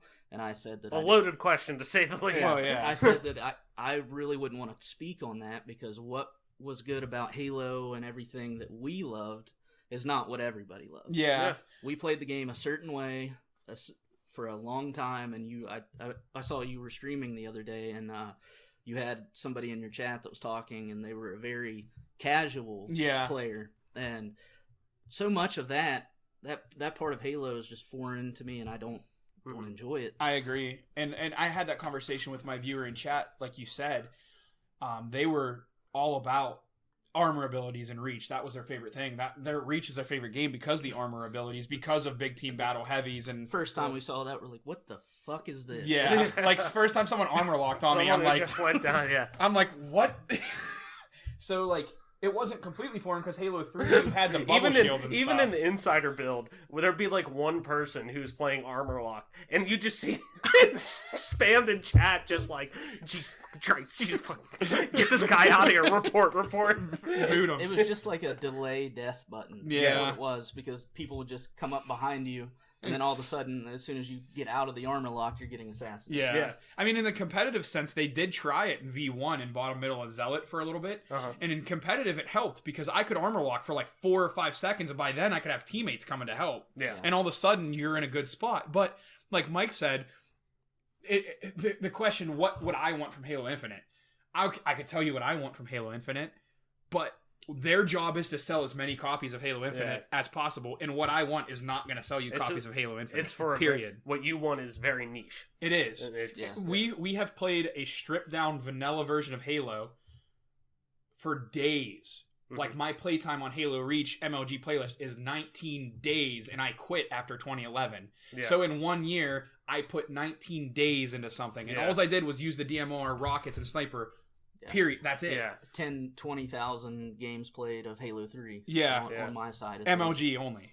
Pretty much. I mean, there was a point where I was leveling up accounts to sell to people, and selling 50s and all that stuff, where I would play more casual game types. What a time back then, too. I vividly remember people doing that. Microsoft points. It was because it was simple back then. With how good we were at the game, you could start an account, and you could literally win 20, 30, 40 games in a row, because the way that we played the game, it was such a stripped down vanilla version of it that the better players won always. And with it, there were times with what was it, Halo Reach, where PPAC and I would go into a 2v2 or a doubles match, and we'd shut out the opponent. I think our best streak in 2011, we played 4 games in a row and didn't die. We won 25-0 4 times in a row. The 5th time we matched up against the same kids, we did it twice, and they quit, like, in the lobby, because they're like, we can't even kill them, let alone beat them. What's the point? So, like, to Mike's, like, to just continue building off those building blocks, like, the conversation I had with that person was, like, I started mixing up the games, and I played a casual game, and I'd play a hardcore game, and I'd play a casual game, because that's what they wanted to watch, and they were one of my only viewers that were being active in chat. So, I was trying to appease them, and I thoroughly dislike playing like I call competitive Halo vanilla Halo. Like, when you strip everything out and you give everybody the same standing and you play, that's vanilla Halo to me. And like Mike said, the better player 99.99999% of the time is going to win. There's going to be a 0.0001 variance where you might get lucky here and there, but by and large with Halo, especially Halo 3 back in the day on 30 FPS where there was less blood shots, by and large you could control spawns. The MCC spawns, they tell me they're the original ones. I don't believe them. I see things happen, and it's like, I'll go back in theater, and on the pit, for instance, I'll have Sniper Needler. I have a teammate green box, I have a teammate coming through long, and I have a teammate in their flag, and they're spawning Mauler. And we didn't kill anybody in court. And in Halo 3 Classic, they're going to spawn court. I'm set up for a spawn kill, like, we're going to cap this flag. And all 4 of them spawn Mauler. And then Snipe Down has put out multiple videos chronicling, like, this would have never happened in vanilla Halo 3. And that guy has played more than probably anybody on the planet of vanilla Halo 3, so that is someone I would believe. So when you talk about what would we want from a game like Infinite, just because it's an Xbox show, we'll continue going with that. Like Mike said, I hope that the casual game is really receptive for everybody. I hope it gathers Fortnite people. I hope it gathers Call of Duty fans. I hope it gathers the casual player because I want the player base to grow. Mm-hmm. I want them to appeal to the casual player in public matches, like casual matches, as much as possible. I want the Battle Royale mode. It's going to happen. They're going to have one. They need to have one. That's the way it is. Verbatim. I want them to go back to more core mechanics. Just because you're going to have 100 people on a map at once in Halo, it's going to be tough. Yeah. Go back to the core mechanics, sprinkle in the casual aspect of it. Yeah. Then I want the competitive to be stripped in vanilla. Yeah. So you start with the game casually, and you say, yeah, I want to start like duo queuing with one of my friends in Battle Royale. Mm-hmm. Then you start spawning with the battle rifle, or the battle rifles are easily accessible. And then you start playing like a more stripped down version. And you said, this is getting better. Mm-hmm. I don't mind this. And then you have like a 2v2 playlist that's like competitive, stripped down. And then you let those doubles kids that like Radar delve into that part. Yeah. And then you're like, those kids are like, twos are pretty fun like this. Mm-hmm. Yeah. Then all of a sudden, let's try fours. They're having a tournament. Let's watch this tournament. Let's play this tournament because I'm getting into the vanilla thing. Where you can't go with like Reach, where you have Jetpacks, Armor Lock, Bloom, and you have a competitive playlist that strips everything out of the game. It's such a different game that those players that do enjoy casual can't enjoy competitive. It's the random factor of it all, and that's kind of why I never got into any of the BR games, is because it's all random. So the random. RNG's tough. There's no overcoming if you drop in a spot and somebody happens to be closer to a gun than you. Like back when PUBG and everything, if somebody happens to land right on a gun, you cannot beat that person. Right. H1Z1 comes to mind because that was the first BR game I really got into. Yeah. I started experiencing some of that, and I really enjoyed H1Z1 because I felt like getting out of the cars mid-driving, like I felt like that game was for a Battle Royale game, it was actually pretty competitive, like good, because the better players would win a lot. Like once you got through the clusterfuck that was the start. Right, yeah. If you could get through the beginning, Ninja would win games and get 25 kills every game because the better players would win. Mm-hmm. Then they released patches that kind of sprinkled in like the randomness, and then the game kind of died off because they made some weird things. And then the same thing with PUBG, it rose and fell. And then you got Apex kind of spiked, and now it's already back and it's declining hard. And Fortnite, they're having issues. And it's like, to me, like I said, the best formula is to just format it to casual players, and then have game modes that kind of start stripping it down to, so it's not like you're someone who doesn't like hot sauce and we give you the hottest sauce in the world and you just burn the shit out of your tongue. Like, you can't do that. You got to start gradually building up your tolerance to hot sauce. You start with like if 10's the hottest, 1's the lowest. You start with 1, you go to 2, 3, 4, 5. Then pretty soon all of a sudden you start getting into 8s, and it burns your tongue at first, but you start liking it. I tried to pull that trick on our buddy William Pratt. Yeah. He was visiting about a month ago because I love hot sauce. Yeah. And I have some pretty intense stuff. And, once we got drunk, it was time to pull out the hot sauce and try and get him to try it. Yeah. He would not budge after he smelled it. He was done. Yeah. It's pretty funny. Shout out to William, by the way, if he ever listens. And that reminds me of that time with Lee at Louisville guy at B-Dubs on High Street, which probably isn't even there anymore. They probably removed that B-Dubs if I had to guess. It's been replaced. I'm not sure what it is now, honestly, but it's not Buffalo Wild Wings anymore. Yeah, if anyone's from the Morgantown area or attended WVU, you might remember there was a Buffalo Wild Wings right there on High Street. Or if you're a newer listener and you're there now, obviously you would be like, there was never a Buffalo Wild Wings at High Street. Yes, there was, because I was there. What are you talking and that's the about? first time I ever had that Ghost Habanero mango wings. The mango habanero ones. The mango habanero ones. And I remember we both tried it. And I remember you tried it first, and you have a higher tolerance than me. I remember the first 30 seconds, you're like, it's actually really good. And then I tried it. And then you started sweating and crying, and I was like, oh dear, what have I done? Then the waves came. Yeah. Then it was no longer our friend. Yeah. So that, like, getting back on topic, with IPs, man, the name carries a lot of weight. Like me and Mike have pretty much given you like a roadmap for what we expect from Halo. Yeah. And you can pretty much copy paste to every IP that you could think of. What would you expect? What would you want from a game? Yeah. You kind of saying that too, and this just kind of gets me on as we kind of start to round what are we at with time? Just out of curiosity. 124. Okay. Just as we kind of start to round out the show and kind of put a lid on this one, what with Halo, everything they put out is canon. Like everything that they put out with it happened in the universe. It's not like Star Wars where up until this point, people. yeah, up until from everything that came out, books, movies, and stuff from 1999 to 2013. That's now in our legacy content. It's not in canon anymore.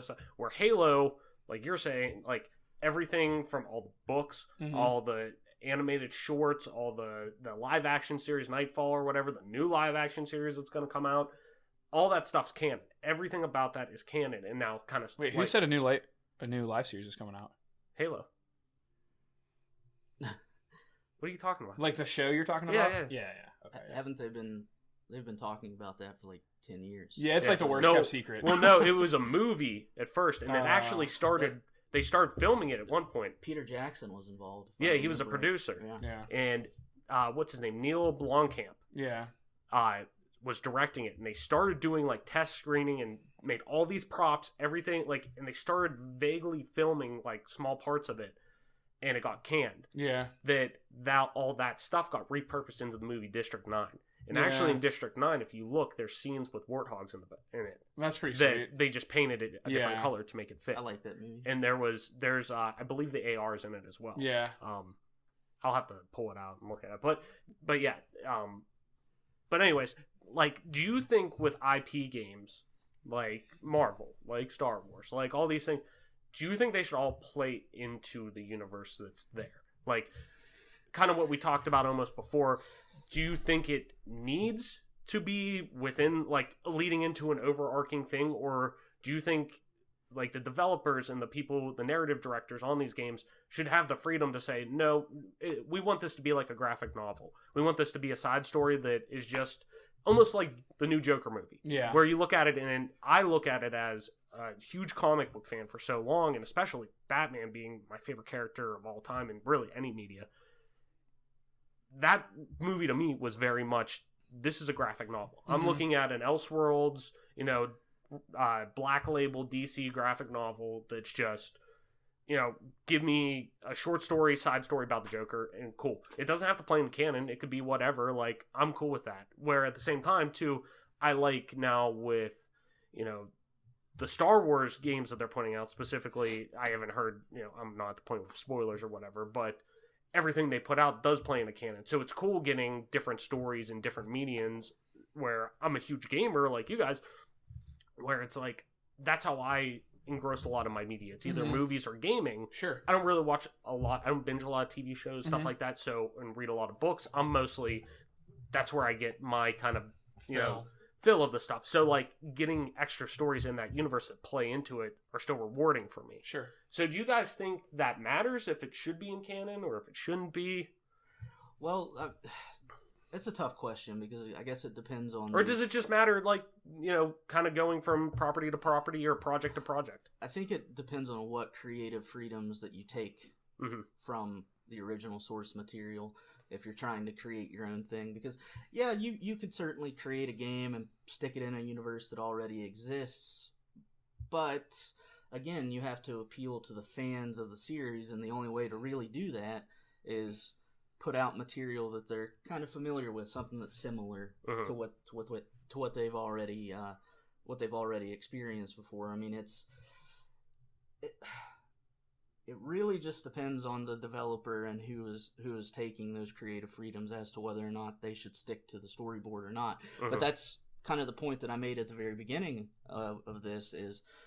Like the comic book movies and all of that stuff, the storyboards are there in the comic books. There was no reason with some of those movies to completely deviate from what was already told or to change things. If it ain't broke, don't fix it type of deal. What do you mean, like when Nicholson was the Penguin and Schwarzenegger was Mr. Freeze? Is that what you're talking about? No. Well, it wasn't Nicholson, wasn't the Penguin. Nicholson was the Joker back in the day. My bad. But yes, Schwarzenegger was Mr. Freeze. in Batman vs. Robin. That's the Batman. Was that like 1988 or whatever? No, that was that was in the 90s. Was it? 89 was Nicholson as the Joker. Yeah. And then 96 or 7 was Batman and Robin, because I had that on VHS, burned through that, and I remember another thing that I almost like thought that I imagined. There's the soundtrack for that movie. Had Bone Thugs. Had Is Bone that Thugs and Gotham Harmony, City? had R. Kelly, had Smashing Pumpkins, had all these like pretty like Was that the one that had Seal as like the title track, or no. Kiss from a Rose? No, that wasn't it. But this one, all the songs on there were like Batman inspired. So Okay. there's Bone Thugs with that. R. Kelly doing Gotham City. Look into my my eyes eyes and and tell me what it is. I don't think I've ever heard that. Look it up. The I Bone have, Thugs song? No, I'll link it to you. Yeah. You'll get it. but yeah. Anyway, that's Yeah. it was That was a Joker. bad period of time for comic books and comic Yeah. book movies in general, because it all of a sudden turned into Hollywood and directors taking all of their creative freedoms and not staying true to the source Yeah. material. It went far too campy with everything. Yeah, It- and it's like if you've ever been to Universal Studios in Florida, like the Marvel section of that is all outdated because Disney obviously bought the rights to Marvel. Yeah. But it's like the 1990s version of Yeah. all the superheroes, and it's like, I had the cups that for Batman. I think it was like Batman Forever or one of those. They had cups at McDonald's that you could buy. Yeah. And they were just these little mugs that had sculptures of the characters in it, and I remember having all of them as a kid. Yeah. Whenever those movies were coming out, it was pretty great. You just didn't have the CD with R. Kelly and Bone Thugs and Harmony. I like did. you did in the old clips. I did in my first ever car. It was like Did junior we year. go to Goodwill together? Goodwill. It was Goodwill because I saw it there. I don't know why we went to Goodwill, but I saw it there. I was like, oh my god, this is real. Like I thought I just was making this shit up. Like sure enough, but yeah. I think Mike touched on it pretty thoroughly. Just to throw my little taste into it. Mhm. Again, what I enjoy from IPs sometimes deviates from the mainstream enjoyment of IPs. Yeah. Going back to Halo, like I don't know hardly any of the lore, and there's other people who have read every book, played every campaign, and they know True, yeah. an enormous amount about the lore. Mhm. But I've played the game so much more than them. But Yeah. what I got out of the game is different. So I think everybody's kind of looking for something different out of a game. Yeah. So I think again it becomes up to the person consuming the content and Mhm. what they enjoy.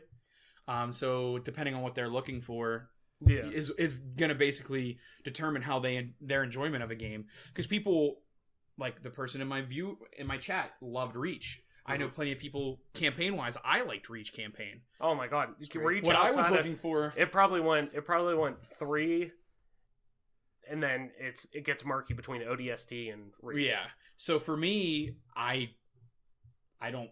Reach isn't even close to one of my. It goes like 2, 1, 3 for me multiplayer experiences. Oh yeah. Then Reach would be there. Then 4 and 5. But Yeah. like other people would be upset that I put Reach low because they enjoy things differently than I do. Yeah. So ultimately, it's up to the consumee what they enjoy. But I do think that I don't know. I just threw that in there.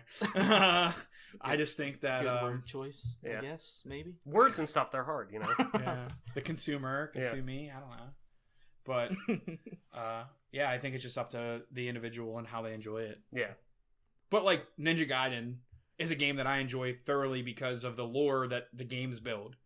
Yeah. So I would like that game to stay close to lore. Halo, Yeah. just give me multiplayer that's good. I don't really True. care about the rest type deal. Like I won't even like Halo 5. I didn't even play the campaign. I loaded up Halo 4. I didn't even play. Well, I did play the campaign afterwards because the campaign was actually good. great. It was 4. really good. But 5, like all I played was multiplayer. Yeah. Gears of War, sometimes all I will load up is the multiplayer. COD, I won't even touch the campaign. I'll just Yeah. play multiplayer. Yeah, I haven't finished the Halo campaign since ODST. Yeah. Four's really good. I just fucking I- hate the Forerunners. I started it at one point and then just never finished it. Yeah. It's really good. The I like ending it. to 4 is legendary is the best and toughest. Really, emotional just roller the coaster. ending period, but that tease and that Yeah. legendary ending is kind of cool. Because the legendary ending's the only one where Cortana's in real person, right? Legendary, right? Because she saves you from the blast. No, that happens in all of them. But what's Okay. cool about the legendary ending for 4 is you see actually Master Chief's eyes. Oh yeah. But since we're talking Star Wars and Halo, this is actually kind of a cool like side thing too. You know what the Mandalorian and Master Chief have in common, right? Never see his helmet. Never see his face. No, they both leave the helmet on during sex. Nice. So, they never take it off. Nice. So, But yeah, I mean, Halo 4's ending with Cortana being a real person to save Chief, touching him and being like, you know how long I've waited to do that. you think he jerked off to that after? Well, it was a really tough. No, I know, but tension, like they've obviously had that like sexual like. I don't know how that works, but I would just say that at that point in time, 343 was making it abundantly clear to the fan base Because that Cortana was hot back in the day, right? No, that's serious. Like Yeah, at that point, I mean, they're trying to make it real. Like yeah, Yeah, they definitely transitioned into a more like you're sexualized, right. yeah. That's what I mean. Like Cortana. yeah. I mean when she, I mean, yes. To answer your question, Okay. absolutely. Got 'em Okay. all shook up. But to go back to Sexy Cortana. where I was heading, Sexy Cortana does sexy Chief. um, Helmet on. You can probably find that on the internet. You probably somewhere. could. anyway, What is it, hentai? That's like- a big thing. Yeah. I thought that was an interesting way to end Halo 4 because 343 pretty much let their fan base know the environment, the storyline that you associate with these campaigns is Yeah. done. We're going to move into our own direction. It's done. Yeah. Cortana and John are gonna bang now. They're off the clock. That's where we're at, folks. It's, Yeah. We're to Cortana and Master Chief 117, John, having sex. Doinker. Licensed IPs. What about those? But yeah, I think that's gonna put a cap on it. I think it's about that time. Yeah. to I think when we call start, it. yeah. One other game that I just popped in my head that's really good as far as a licensed IP are the South Park games. Holy yeah. fuck, I mean, That's something I yeah. didn't even think of. Holy shit. Those games are literally like you're playing a movie of the show, and they mix in good RPG elements that are fun. Yep. The humor- Damn you, Craig! Best part ever. Both of those games are great. You know what's fun? I started the Fractured Butthole. Yeah. Which also I didn't pick up on that for like the longest time, and I was like, I never finished that one. But Stick of Truth, Yeah. like Stick of Truth, man, that was. I remember I bought that. I think started playing it pretty heavy. Then you went and rented it at Redbox, and like were sweaty Within about 15 it. hours. Yeah, you it were was sweaty done. about it for like a day. I was like, yeah, that In and game's out. over, dude. I'm Yeah. like, I already returned it. And you're like, what? I'm like, yeah, I beat it. It's done. That was during, and I remember we played that. Then the new episode of South Park came on, and it was the Game of Thrones one with the we know. You remember the difficulty selector in the character creation? Yeah. Yeah, How it got more difficult as you changed your skin tone yeah. to a darker shade. It's like the only people in the world that they just Where they could get away with well, that. because I saw on Twitter like they were making fun of transgender athletes recently, and Twitter was up in a tizzy. I about haven't kept up with this season. I really It's do. very good. I've heard it watched like it's kind Yeah. of almost a return to form. 'cause Yeah. to me, the last couple last couple seasons were good. Like I love PC Principal. Yeah. I love Strong Woman. Like Yeah, they're featured pretty heavily. But- the hold my hand part. Yeah. Whenever they start playing Hootie and the Blitz. Yeah. Anyways, but And yeah, I mean, oh god, I think my brain's done. I don't even remember what I was gonna say. but they're able to get away with that. Like, they're able to get away with that. Twitter was up in a tizzy about it because, like, everyone on Twitter was saying, everyone from every Yeah. spectrum of life was like, they make fun of everybody, so they Yeah. can do it. Because guess what? They don't just stop at making fun of one No, race, one gender, one set of people. They make fun of everybody. they went period. guns blazing at China. So, Yeah, they basically said fuck China. yeah. I'm not your buddy, guys.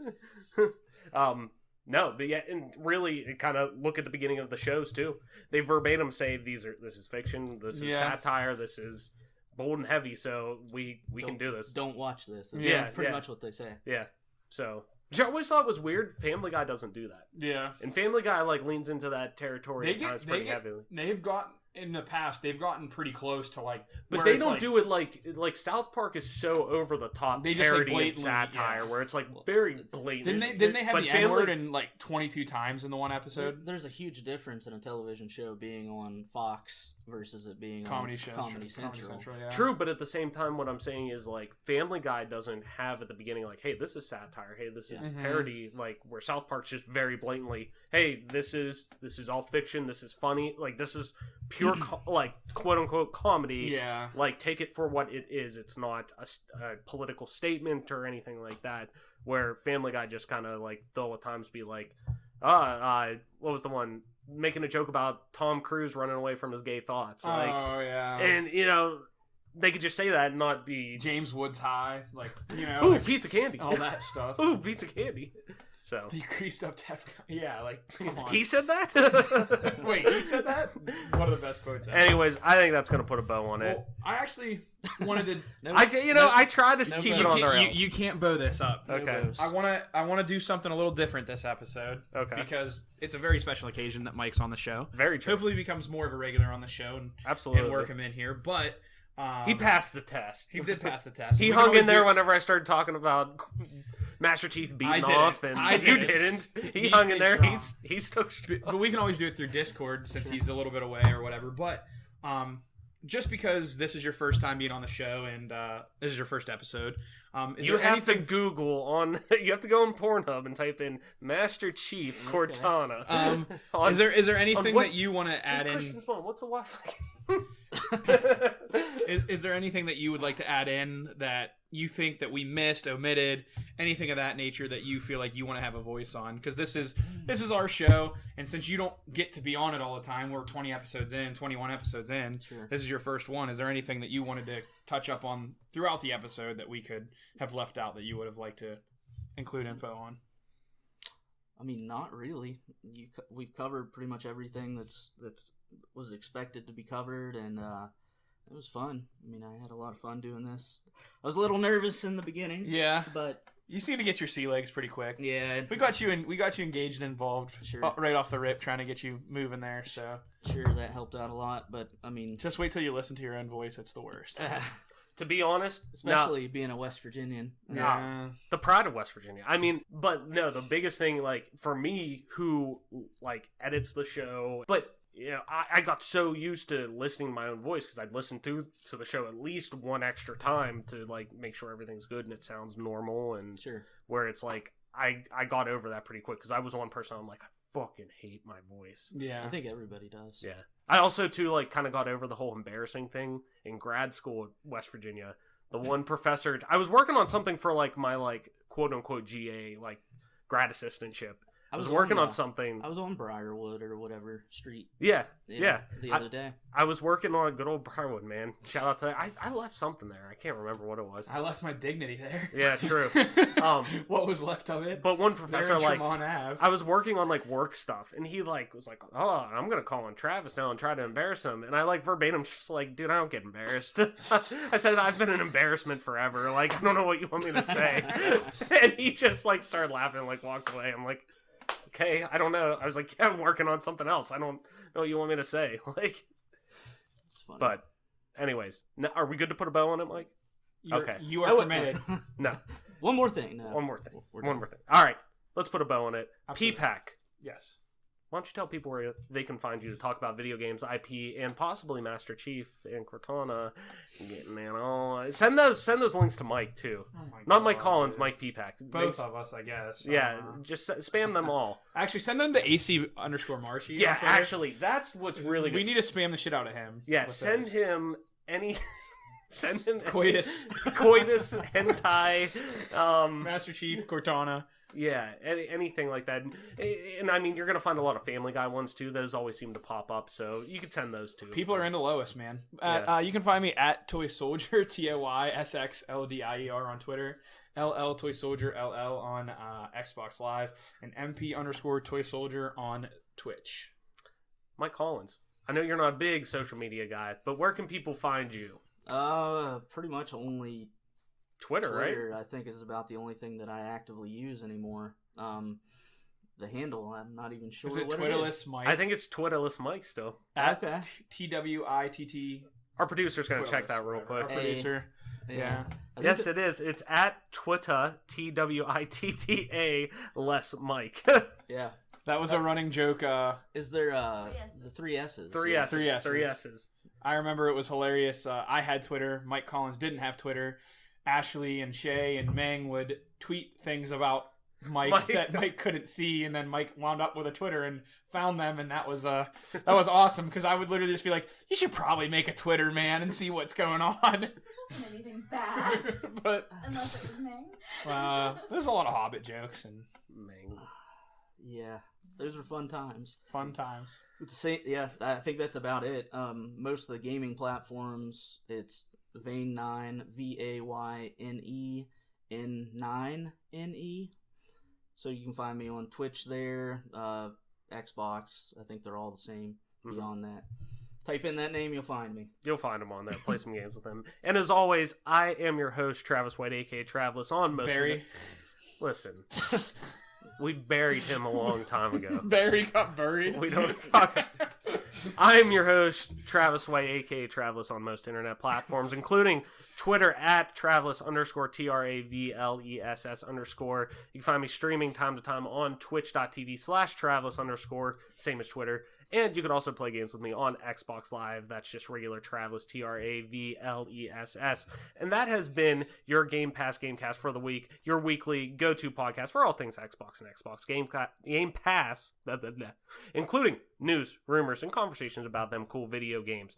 You can always get new episodes of the show each and every Friday morning when they drop on YouTube, Apple Podcasts, Google Podcasts, Spotify, SoundCloud, wherever the fuck you get a podcast at. We're probably on there. If not, let me know. And be sure to subscribe to us wherever you get those. And follow us on Twitter at GPGC Podcast. Stay up to date with everything regarding the show and video games alike.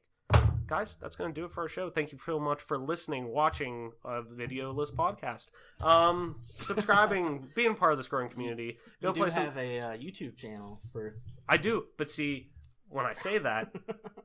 There's no video. So I usually say, like, viewing, because technically you're good. Whatever. Just thank you for being a part of this growing community. Game on, play some fucking video games, and we'll see you next week.